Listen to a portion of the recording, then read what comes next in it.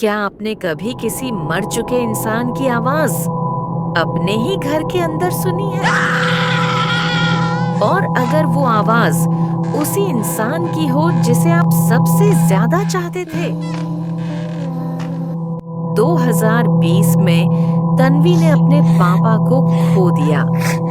दर्द इतना गहरा था कि वो गर्मियों में अपनी दादी के घर रहने चली गई।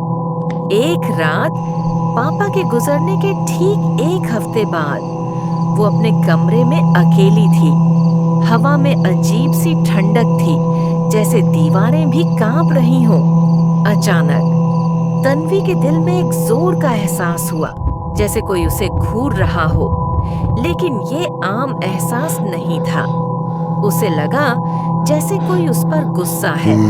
वो घबराकर उठकर बैठ गई। उसका कमरा मिरर वाले बड़े-बड़े स्लाइडिंग क्लोसेट डोर्स से भरा था। जैसे ही उसने आईने की तरफ देखा, उसके बिस्तर के दूसरी तरफ एक परछाई खड़ी थी।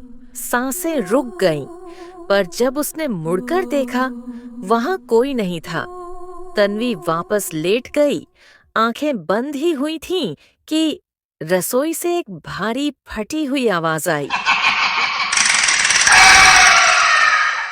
उसके पापा की आवाज, जो उसका नाम ले रही थी, तन्वी। वो धीरे धीरे हॉलवे में आगे बढ़ी। जितना आगे जाती उतना ज्यादा उसे उल्टी जैसा महसूस हो रहा था। दिल तेज धड़क रहा था, पैरों में जैसे जान ही नहीं थी। अचानक उसके अंदर एक आवाज गूंज उठी, मत जाओ। वो तुरंत पलटी, अपने कमरे में वापस भागी, दरवाजा लॉक किया और बिस्तर पर दुबक कर फोन चलाने लगी। किसी तरह नींद आ गई और फिर सपने में उसके पापा दिखाई दिए। चेहरा अजीब, आवाज टूटी हुई। वो बार बार एक ही बात दोहरा रहे थे, वो मैं नहीं हूँ, वो मैं नहीं हूँ। तन्वी चीख कर उठी। सुबह हो चुकी थी, लेकिन सबसे बड़ा डर अब सामने था।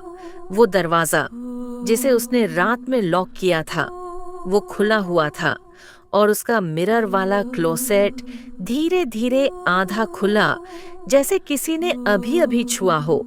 याद रहे, तन्वी पूरे घर में अकेली थी। उसने बिना देर किए अपनी माँ को फोन किया और उसी दिन घर छोड़ दिया। कभी कभी जो आवाज हमें अपने अपनों की लगती है, वो सच में किसी और की होती है, और हम ये पहचानते हैं जब बहुत देर हो चुकी होती है।